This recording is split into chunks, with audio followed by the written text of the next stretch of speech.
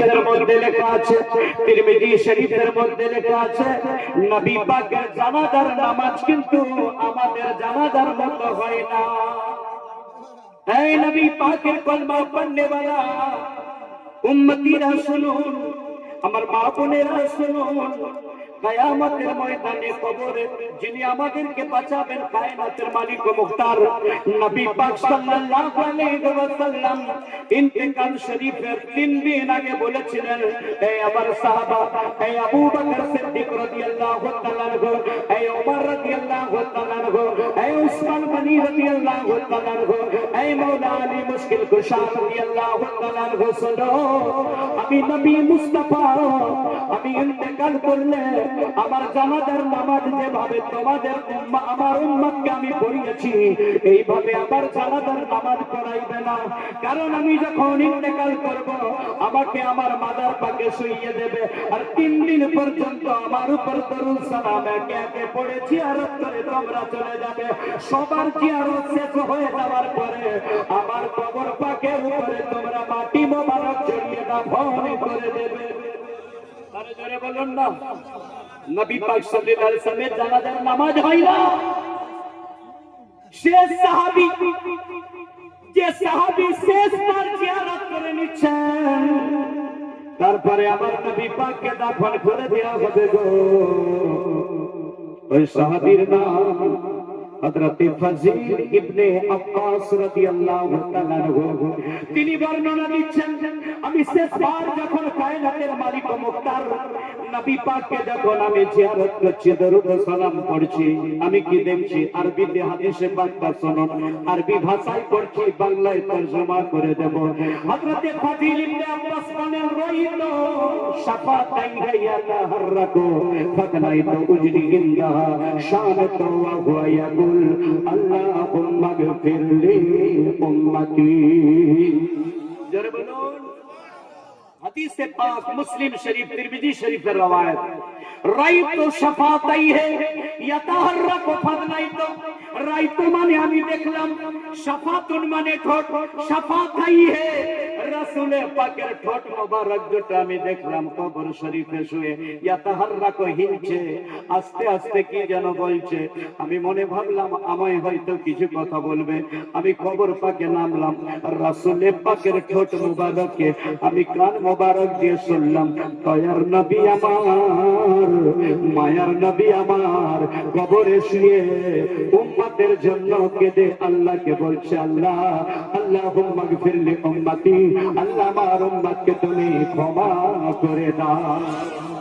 নারায়ে তাকবীর, নারায়ে রিসালাত, উলামায়ে আহলে সুন্নাহ।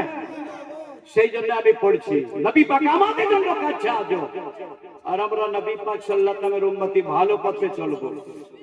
আমরা যখন ভালো কাজ করি না, হাদিসে পাকে আছে, আন-নবী আউলা বিল মুমিনিনা আনফুসিহিম, নবী পাক সাল্লাল্লাহু আলাইহি ওয়াসাল্লাম জানের থেকেও নিকটে মুমিনের। কোরআন পাকের আয়াত। যখন উম্মত ভালো কাজ করে, নবী পাক সাল্লাল্লাহু আলাইহি ওয়াসাল্লামের তখন রূহ মোবারক খুব খুশি হয়, আর উম্মত যখন খারাপ কাজ করে, নবী পাক সাল্লাল্লাহু আলাইহি ওয়াসাল্লামকে বড় কষ্ট হয়। তাই আমার মুসলমান ভাই, খারাপ কাজটা করিও না, ভালো কাজ করবেন।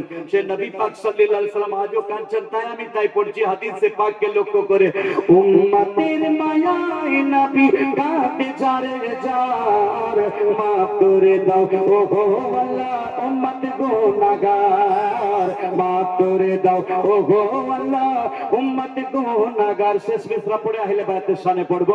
হাত দুটি একবার বলুন ইয়া রাসূলুল্লাহ, জোরে বলুন। নবী পাক সাল্লাল্লাহু আলাইহি ওয়াসাল্লামকে ভালোবাসলে দুনিয়া আখিরাতে কোনো ভয় থাকবে না। বলুন সুবহানাল্লাহ।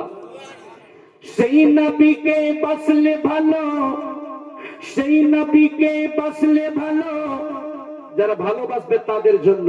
আল্লাহু আকবার। সেই নবীকে বাসলে ভালো, ভয় তো রবে না, দুনিয়া আখিরাতে ডর তো রবে না। চলো নবীর পথ ধরে, লোভ লালসা সব ছেড়ে, চলো নবীর পথ ধরে, লোভ লালসা সব ছেড়ে, নবী পাকের দামানকে সকলে ধরার চাই, উম্মতেরই জন্য নবী কেঁদে যা রে যা।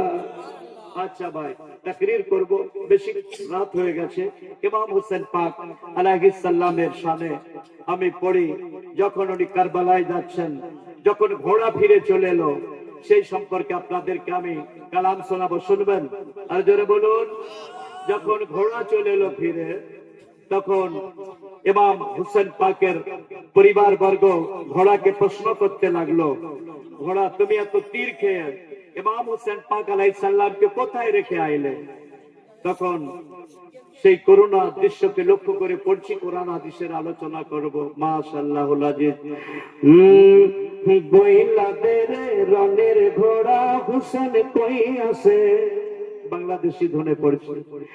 বইলাদের রনের ঘোড়া হোসেন কই আছে, বইলাদের রনের ঘোড়া হোসেন কই আছে, হোসেনের শোকে সারা জাহান পাগল হইয়াছে, হোসেনের শোকে সারা জাহান পাগল হয়েছে, বইলাদের রনের ঘোড়া হোসেন কই আছে, বইলাদের রনের ঘোড়া হোসেন কই আছে, হোসেনের শোকে সারা জগৎ পাগল হইয়াছে, হোসেনে তুই লইয়া গেলি তারে কোথায় ফেলে এলি, হোসেনে তুই লইয়া গেলি তারে কোথায় ফেলে এলি, তার তরে তোর সর্বঙ্গে তীর লেগেছে, তার তরে তোর সর্বে অঙ্গে তীর লেগেছে, বইলাদের রনের ঘোড়া হোসেন কই আছে,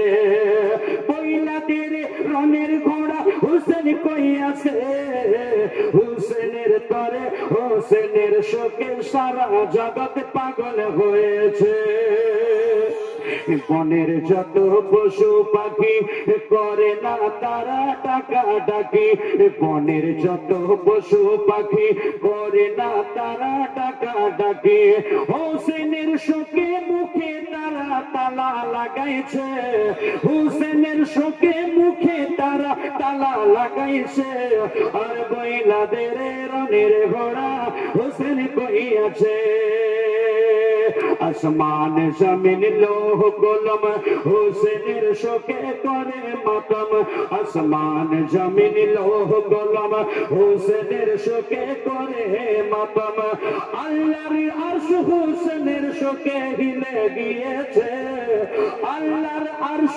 হোসেনের শোকে হিলে গিয়েছে, বলে তেরে রনের ঘোড়া হোসেন কই আছে।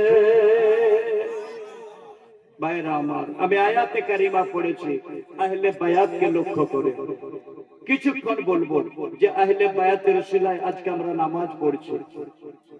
ইমাম হোসেন পাক আলাইহিস সালাম যদি কারবালায় গর্দান না দিতেন, নামাজ থাকতো না, ইয়াজিদ মিটিয়ে দিত, রোজা থাকতো না, ইয়াজিদ মিটিয়ে দিত, মসজিদে আযান থাকতো না, ইয়াজিদ মিটিয়ে দিত, সাদকা কার, আজও যে জিন্দা আছে কার সাদকায়? হুসেনের সাদকায়। হাত উঠে বলুন ইয়া হুসেন, ইয়া হুসেন, ইয়া হুসেন। তার কারণ একটার পর একটা বলবো, আগে কোরআনে পাকের আয়াতে কারিমার আমি তাফসীর করে দিই।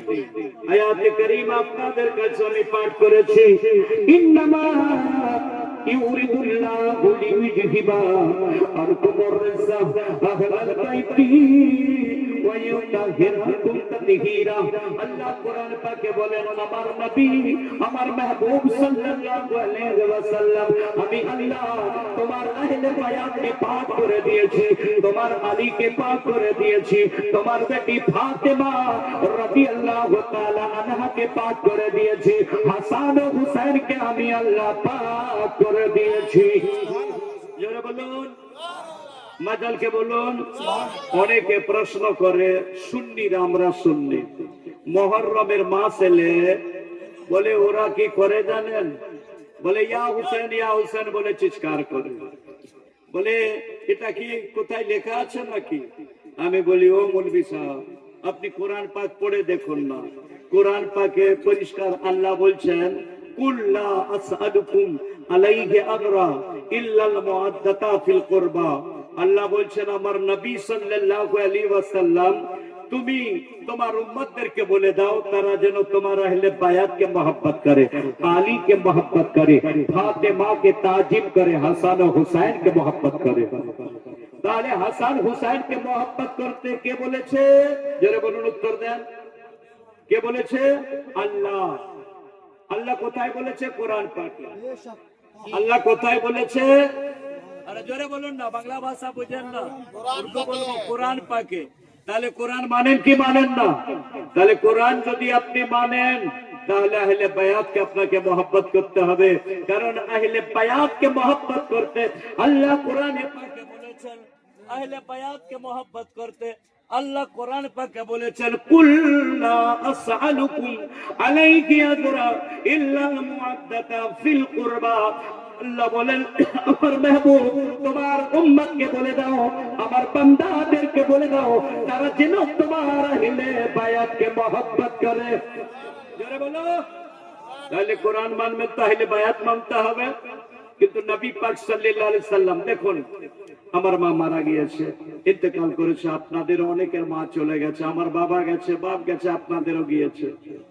বাপ মা ইন্তেকালের সময় বা পীর মুর্শিদ ইন্তেকালের সময় যে নসিহতটা হয়, নসিহত মানে উপদেশ, সেইটা জীবনের সবচাইতে গুরুত্বপূর্ণ নসিহত হয়। কথাটা ঠিক কিনা? আরে জোরে বলুন না। বাপ বলে, বেটা রে, বাপ যখন ইন্তেকালের জন্য বেডে শুয়ে যায়, বেটাকে ডেকে বলে, বেটা আমি 80 বছর বেঁচেছি, এমন বিমারে পড়েছি রে বেটা, আর আমি বাঁচবো না, আমি ইন্তেকাল করে যাবো রে বেটা। তবে তোকে আমি নসিহত গুলো করছি, যতদিন বেঁচে থাকবি বেটা আমার নসিহত গুলোকে মেনে চলবি। বাপের যদি সে প্রকৃত বেটা হয়, বাপের নসিহত মেনে চলবে কি চলবে না? দয়ার নবী নূরে মুস্তাফা মুসলিম শরীফের হাদিস আছে, কোন মৌলভী সাহেব কাটতে পারবে না। তিরমিজি শরীফেও আছে হাদিসে পাক, নবী পাক সাল্লাল্লাহু আলাইহি ওয়াসাল্লাম ইন্তেকাল করার 6 মাস আগে আল বিদা হজ মানে নবী পাক সাল্লাল্লাহু আলাইহি ওয়াসাল্লামের জীবনের শেষ হজ, আর উনি হজ করবেন না, পর্দা করে নেবেন, ইন্তেকাল করে নেবেন।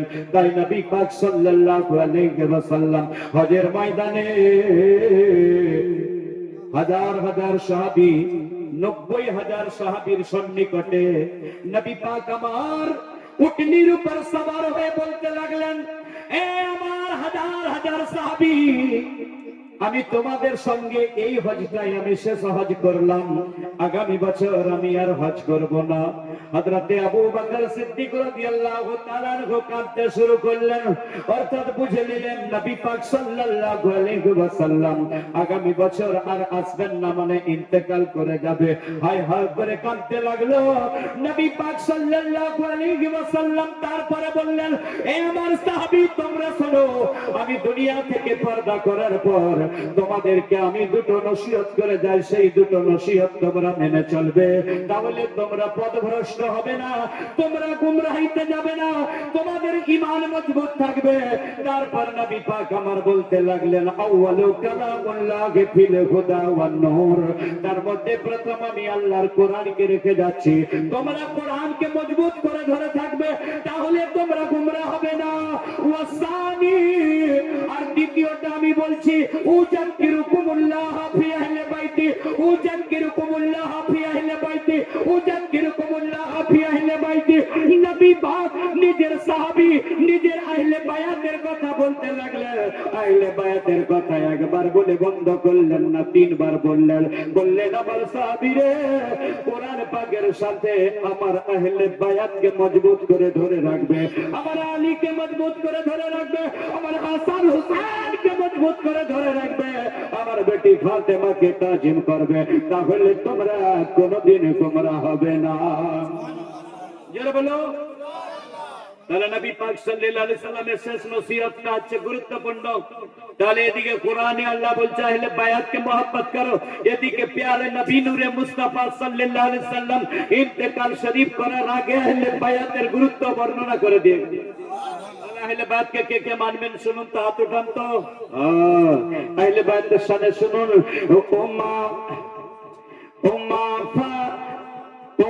ফাতেমা তুমি হুসাইনের আম্মা, হযরত আলী জাগার পিতা নবী যার নানা ও মা ফাতেমা তুমি হুসেনের আম্মা হযরত আলী জাগার পিতা নবী যার নানা যারা বলুন আরে মাঝালকে বলুন সুবহানাল্লাহ ও মা ফাতেমা তুমি হুসেনের আম্মা হযরত আলী জাগার পিতা নবী যার নানা ও মা ফাতেমা তুমি হুসেনের আম্মা হযরত আলী জাগার পিতা নবী যার নানা ইয়া হুসেন ইয়া হুসেন ইয়া হুসেন ইয়া হুসেন কাঁদছে কাহে না কারবালাতে শহীদ হলো ইমাম হুসেনা কারবালাতে শহীদ হলো ইমাম হুসেনা নারে তাকবীর নারে রিসালাত ইমামে হাসান শহীদে কারবালা ইমামে হুসেন শহীদে কারবালা জলসা কমিটি ও মা ফাতেমা তুমি হাসানের আম্মা হযরত আলী জাগার পিতা নবী যার নানা ইয়া হুসেন কাঁদছে কায়না কারবালাতে শহীদ হলো